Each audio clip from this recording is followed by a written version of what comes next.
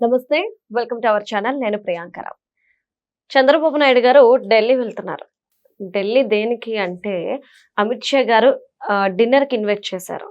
మరి ఈ మీటింగ్‌లో ఏమేమి అంశాలు చర్చకు రాబోతున్నాయి? అంటే ఇంత సడెన్‌గా చంద్రబాబు నాయుడు గారిని భోజనానికి పిలవడం వెనుక కారణాలేంటి? అని ఇలాంటి ప్రశ్నలు ఉత్పన్నమవుతున్నాయి. మరి అసలు ఏం జరుగుతుంది? ఎందుకు చంద్రబాబు నాయుడు గారు ఢిల్లీ వెళ్తున్నారనే విషయాన్ని తెలుసుకుందాం. మనతో మాట్లాడడానికి సీనియర్ జర్నలిస్ట్ సిఎస్ రావు గారు ఉన్నారు. ఆయన అడిగి తెలుసుకుందాం. నమస్కారం సార్. నమస్తే. సార్, అమిత్ షా గారు చంద్రబాబు నాయుడు గారిని భోజనానికి ఆహ్వానించారు. అయితే ఇంత సడన్ గా అమిత్ షా గారు ఎందుకు బాబు గారిని పిలిచారు? అంటే ఈ మీటింగ్ లో ఏ ఏ అంశాలు చర్చకొచ్చే అవకాశాలు ఉన్నాయి అనే చర్చ ఒకటి నడుస్తుంది. అంటే దీనికి మీరు ఏమంటారు? ఏ ఏ అంశాల మీద బాబు గారు మాట్లాడే అవకాశాలు ఉన్నాయి? ఢిల్లీలో 2 పొలిటికల్ టైకూన్స్ భేటీ అనుకోవచ్చు దీన్ని. ఓకే. ఎందుకంటే ఢిల్లీలో బీజేపీలో ప్రత్యేకించి నరేంద్ర మోడీ గారు ప్రధానమంత్రి గారు, ఆ తర్వాత అత్యంత పవర్ఫుల్ లీడర్ ఎవరన్నా ఉన్నారంటే అమిత్ షా గారు. రాష్ట్రంలో చంద్రబాబు నాయుడు గారు పవర్ఫుల్. అలాగే జాతీయ స్థాయిలో కూడా ఢిల్లీలో కూడా చంద్రబాబు నాయుడు గారు ఎన్డీఏలో కీలకంగా ఉన్నారు. ఈ ఇద్దరు భేటీ అవుతున్నారు. భేటీ కావడానికి చంద్రబాబు నాయుడు గారు వెళ్తున్నారా, లేదంటే భేటీ కావడానికి రమ్మని చెప్పి అమిత్ షా గారు పిలిచారని అంటే అమిత్ షా గారే ఆహ్వానించినట్టు తెలుస్తుంది. అమిత్ షా గారు ఆహ్వానిస్తున్నారంటే ఖచ్చితంగా ఏదో ఒక కీలకమైనటువంటి నిర్ణయం లేదంటే కీలకమైనటువంటి అంశం మీద చర్చించడానికి రమ్మని ఉంటారు. ఎందుకంటే హోంశాఖ మంత్రి కానీ కేంద్ర, అలాగే నరేంద్ర మోడీ గారు కానీ వాళ్ళ టైమింగ్స్ అనేది చాలా ప్రీషియస్ టైమింగ్స్, అసలు అంత ఖాళీ ఉండవు అసలు.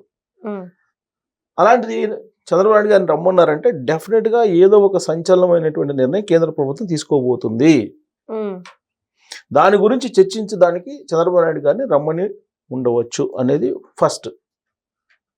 ఇక దేశానికి సంబంధించినటువంటి నిర్ణయాలు, రాష్ట్రానికి సంబంధించిన నిర్ణయాలు రెండోది. రాష్ట్రానికి సంబంధించి ఏదైనా చర్చించడానికి రమ్మన్నారా, దేశానికి సంబంధించి కానీ రాష్ట్రానికి సంబంధించి కానీ ఎలాంటి అంశాలు ఉన్నాయి అనేది విశ్లేషించుకోవాల్సిన అవసరం ఉంది. ఇక మూడొచ్చేసి బడ్జెట్ సమావేశాలు ప్రారంభం కాబోతున్నాయి, కేంద్ర బడ్జెట్ సమావేశాలు. ఈ బడ్జెట్ సమావేశాల సందర్భంగా ఎలాంటి నిర్ణయాలు తీసుకోవాలనే దాని మీద ఏమన్నా చర్చించడానికి పిలిచారా? బడ్జెట్ సమావేశాలు చాలా కీలకమైనటువంటి సమావేశాలు. సో వాటి గురించి చర్చించడానికి ఏమన్నా పిలిచారా? లేదు. నాలుగోది, రాబోయేటువంటి రోజుల్లో సమీప భవిష్యత్తులో 2-3 నెలల్లో తమిళనాడు అసెంబ్లీ ఎన్నికలు రాబోతున్నాయి. తమిళనాడుతో పాటు ఇంకొక పశ్చిమ బెంగాల్, ఇంకొక 2-3 రాష్ట్రాలకు, మొత్తం 4 రాష్ట్రాలకి అసెంబ్లీ ఎన్నికలు రాబోతున్నాయి. వాటి గురించి చర్చించడానికి రమ్మన్నారా? అసలు ఇవన్నీ కాదు, ఒకవేళ కేంద్రంలో మార్పులు ఏమన్నా జరిగేటువంటి అవకాశం ఉందా అంటే కేంద్ర క్యాబినెట్ ప్రక్షాళన చేసేటువంటి క్రమంలో ఒకవేళ చంద్రబాబు నాయుడు గారితో చర్చించడానికి రమ్మన్నారా? ఇన్ని అంశాలు ఉండి ఉంటాయి డెఫినెట్గా. అయితే వీటిలో ఏది ప్రాధాన్యత అనేది చూసుకుంటే చంద్రబాబు నాయుడు గారు ఢిల్లీ వెళ్తున్నారు కాబట్టి, కేంద్ర హోంశాఖ అమిత్ షా గారు రమ్మన్నారు కాబట్టి డెఫినెట్గా ఆర్థికేతరమైన అంశాలు అంటే పొలిటికల్ అంశాలు, పరిపాలనేతర అంశాలు చర్చకు వచ్చే అవకాశం ఉంది. పొలిటికల్ అంశాలే ఎక్కువ చర్చకు వచ్చే అవకాశం ఉంది. ఎందుకంటే బీజేపీలో ఏదైనా నిర్ణయం తీసుకునేటప్పుడు ఖచ్చితంగా అమిత్ షా గారు చర్చించి ఒక నిర్ణయానికి వస్తారు. ఆ తర్వాత భాగస్వామ్య పక్షాలతో చర్చిస్తారు. అందులో కీలకమైనటువంటి భాగస్వామి చంద్రబాబు నాయుడు గారు.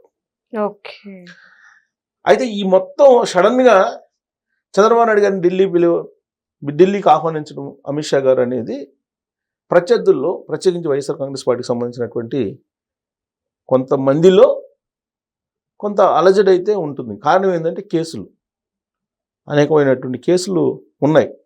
జగన్మోహన్ రెడ్డి గారి మీద సిబిఐ కేసులు, ఈడీ కేసులు ఉన్నాయి.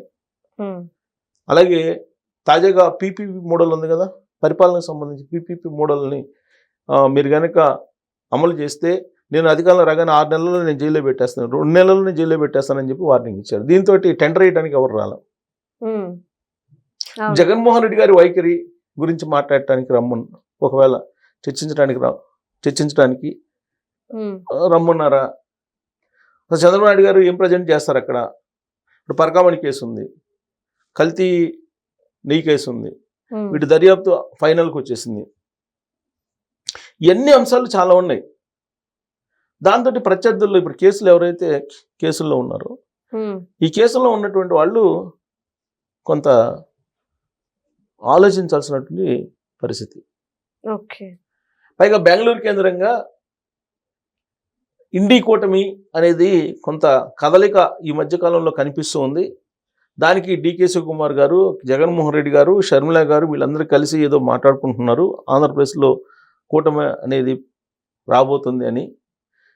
ఇలా పొలిటికల్గా ఏం జరుగుతుంది అనేది కూడా చర్చిస్తారు. ఉమ్, ఎందుకనంటే చంద్రబాబు నాయుడు గారు దక్షిణ భారతదేశంలో ఒక రకంగా చెప్పాలంటే ఆయన ఒక సీనియర్ పొలిటీషియన్. దక్షిణ భారతదేశంలో జాతీయ స్థాయిలో కూడా ఆయన గుర్తింపు ఉంది. ఉమ్, సో ఇప్పుడు తమిళనాడు ఎలక్షన్తో పాటు ఇక రాబోయేటువంటి రోజుల్లో జరిగేటువంటి పరిణామాలు వీటన్నిటి మీద కూడా మాట్లాడడానికి ఛాన్సెస్ ఉన్నాయి. ఉమ్, అయితే జగన్మోహన్ రెడ్డి గారి అరెస్టు అనేది చాలా కాలంగా పెండింగ్లో ఉంది. జగన్మోహన్ రెడ్డి గారి బెయిలు ఇప్పుడు వ్యక్తిగతమైనట్టు హాజరు నుంచి మినహాయింపు పొందారు. అవును. దాని మీద ప్రజలు బీజేపీని అనేక సందర్భాల్లో తప్పుపడుతూ ఉన్నారు. ఉమ్, ప్రజల్లో ఉన్నటువంటి అభిప్రాయం ఏంది? ఎక్కువ మందిలో కూటమి ప్రభుత్వం అధికారంలో ఉంది, ఎన్డీఏ ప్రభుత్వం కేంద్రంలో ఉంది, రాష్ట్రంలో ఉంది, కానీ జగన్మోహన్ రెడ్డి గారిని అరెస్ట్ చేయలేకపోతున్నారు. ఉమ్, దీనికి కారణం ఎవరు? బీజేపీ పెద్దలు అనేది ఆంధ్రప్రదేశ్లో ఉండేటువంటి సగటు పౌరుల్లో 90% ఇది చెప్తూ ఉంటారు, ఇది మాట్లాడుకుంటుంటారు ప్రైవేట్ సంభాషణలో. ఉమ్, సో ఆ అపవాదుని బీజేపీ వాళ్ళు మోస్తూ ఉన్నారు ఇప్పటి వరకు. ఉమ్, సో దాని మీద ఒకవేళ ఏమైనా నిర్ణయం తీసుకుంటారా ఈ కేసులు వ్యవహారాలు వీటన్నిటి మీద? ఉమ్, లేదు, ఈ మధ్యకాలంలో వైఎస్ఆర్ కాంగ్రెస్ పార్టీ దూకుడుగా ఉంది, ఆ దూకుడుని తగ్గించేటువంటి మెకానిజం ఏమన్నా తయారు చేయడానికా, ఎలాంటి మెకానిజం ఉంది అనే దాని మీద చర్చించడానికా, ఇన్ని అంశాలు ఉన్నాయి. పైగా ఈ మధ్యకాలంలో కేంద్ర ప్రభుత్వం నరేంద్ర మోడీ గారి నాయకత్వం దాని మీద గందరగోళంగా వినిపించింది. కానీ ఈ మధ్యకాలంలో మళ్ళీ ఆ ప్రస్తావన లేదు. ఉమ్, నీరు కప్పిన నిప్పులాగా ఉంది మొత్తం. సో ఎక్కడ కూడా ఆ ప్రస్తావన లేదు. కాకపోతే కేంద్ర ప్రభుత్వంలో మార్పులు అంటే కేంద్ర క్యాబినెట్లో ప్రక్షాళన, క్యాబినెట్ ప్రక్షాళన చేయాల్సి వస్తే ఈ మధ్యకాలంలో ఇండిగో వివాదం వచ్చింది. అవును. ఈ ఇండిగో వివాదం క్రమంలో రామ్మోహన్ నాయుడు గారిని కొంతమంది తప్పుపెట్టారు. బట్ నరేంద్ర మోడీ గారు మాత్రం మంచి పని చేశారు, చాలా అలర్ట్ చేశారు, చాలా బాగా చేశారని చెప్పి అన్నారు. అవును. కానీ అక్కడ కార్పొరేట్ వ్యవహారం, ఉమ్, ఈ కార్పొరేట్లో రామ్మోహన్ నాయుడు గారిని మార్చాలని ఏమన్నా ప్రయత్నం చేస్తున్నారా? దాంట్లో భాగంగా ఒకవేళ కేంద్ర కేబినెట్ ప్రక్షాళన జరిగితే పోర్ట్ఫోలియోస్ గురించి మాట్లాడటానికి ఏమైనా రమ్మన్నారా? ఉమ్, ఇన్ని అంశాలు ఉన్నాయి. కాకపోతే అఫీషియల్గా మనం చెప్తుంది ఏంటంటే రమ్మన్నారు రాబోయేటువంటి బడ్జెట్ గురించి మాట్లాడటానికి, అలాగే రాష్ట్రంలోకి సంబంధించినటువంటి రావాల్సినటువంటి బకాయిలు కానీ లేదంటే ఇతరత్రకు సంబంధించినటువంటి డెవలప్మెంట్ యాక్టివిటీస్ కానీ వీటి గురించి మాట్లాడటానికి చంద్రబాబు నాయుడు గారు వెళ్తున్నారని చెప్పి అంటున్నారు. Okay. But okay, Chandrababu Naidu గారు ఇప్పుడు ఆర్థికపరమైన అంశాలు అయితే కేంద్ర హోంశాఖ మంత్రితో మాట్లాడాల్సిన అవసరం లేదు, ఆర్థిక అవును. మంత్రితో మాట్లాడతారు, సరిపోతుంది. బట్ ఆయన రమ్మన్నారని అంటే డెఫినెట్గా కీలకమైనటువంటి సంచలనమైనటువంటి నిర్ణయం ఉండే అవకాశం ఉంది. లాస్ట్లో ఒక ట్విస్ట్ ఏంటంటే, బిగ్ ట్విస్ట్ ఏంటంటే ఉమ్, తెలంగాణ అసెంబ్లీలో ఇద్దరు బీజేపీకి సంబంధించిన ఎమ్మెల్యేలు దేశ రెండో రాజధానిగా హైదరాబాద్ని చేయాలని చెప్పేసి 2-3 రోజుల క్రితం మాట్లాడారు. ఉమ్, ఒకవేళ ఆ నిర్ణయం తీసుకోవడానికి, దేశ రెండో రాజధాని గురించి నిర్ణయం తీసుకోవడానికి రమ్మన్నారా? ఇప్పుడు అనౌన్స్మెంట్ చేయాల్సిన అవసరం ఉందంటే బడ్జెట్ సమావేశాలు ఉన్నాయి కాబట్టి కేంద్ర బడ్జెట్ సమావేశాలు దాన్ని ప్రస్తావిస్తారు. ఎందుకు ప్రస్తావిస్తారంటే ఇవాళ విషవాయువులతోటి ఢిల్లీ నిండిపోయింది, అక్కడ ఉండేటువంటి పరిస్థితి లేదు. అందుకని దేశ రెండో రాజధానికి సంబంధించినటువంటి అంశం గురించి నిర్ణయం తీసుకోబోతున్నారా ఈ కేంద్ర బడ్జెట్ సమావేశాల్లో అనేటువంటిది ఒక కీలకమైనటువంటి అంశం. అది కూడా ఎందుకంటే ఇక్కడ బీజేపీ ఎమ్మెల్యేలా ప్రస్తావించారు అసెంబ్లీలో దేశ రెండో రాజధాని అని. దాని మీద నిర్ణయం తీసుకునే అవకాశం ఉంది. ఎందుకంటే బీజేపీ మేనిఫెస్టోలో కూడా దేశ రెండో రాజధాని అనేది ఒకటి ఉంది. అసలు ఆల్రెడీ రాజ్యాంగంలో కూడా దేశ రెండో రాజధానిని అంబేద్కర్ గారు అప్పుడు పొందుపరిచారు. దక్షిణ భారతదేశంలో దేశ రెండో రాజధాని పెట్టాలి అనేటువంటిది బీజేపీలో కూడా ఉంది. అయితే ఎక్కడ పెట్టాలి? బెంగళూరులో కర్ణాటక వాళ్ళు బెంగళూరులో పెట్టమని తీర్మానం చేశారు కర్ణాటక గవర్నమెంట్, ఉమ్, దేశ రెండో రాజధాని. తమిళనాడు వాళ్ళు దేశ రెండు రాజధాని చెన్నైలో పెట్టమని చెప్పి తీర్మానం చేశారు. కానీ తెలంగాణ దేశ రెండో రాజధానిగా హైదరాబాద్ నుంచి చేయమని చెప్పి తీర్మానం అయితే చేయలేదు, కానీ అడుగుతున్నారు. అసలు వీటన్నిటికన్నా బెట్టు రివర్ ఫ్రంట్ రాజధాని అమరావతిలో దేశ రెండో రాజధాని పెట్టేదానికి ఒకవేళ ప్లాన్ చేస్తున్నారేమో, దాని గురించి చర్చించడానికి చంద్రబాబు గారిని రమ్మన్నారేమో. లేదంటే అడిగినట్టు రోడ్లు ఇస్తున్నారు, రైళ్లు ఇస్తున్నారు, రైల్వే లైన్, ఇప్పుడు మళ్ళీ రైల్వే లైన్ 4వ లైన్ కూడా పర్మిషన్ ఇచ్చారు ఇవాళ లేటెస్ట్గా విజయవాడ నుంచి చెన్నైకి. సో అన్నీ ఇస్తున్నారు, అన్ని ఇస్తున్నారంటే దేశ రెండో రాజధాని ప్లాన్, అమరావతిని దేశ రెండో రాజధాని చేయాలనే ప్లాన్ లేదని చెప్పి ఎందుకు అనుకోవాలి? దాని గురించి ఒకవేళ చర్చించడానికి చంద్రబాబు నాయుడు గారిని నమ్మన్నారేమో.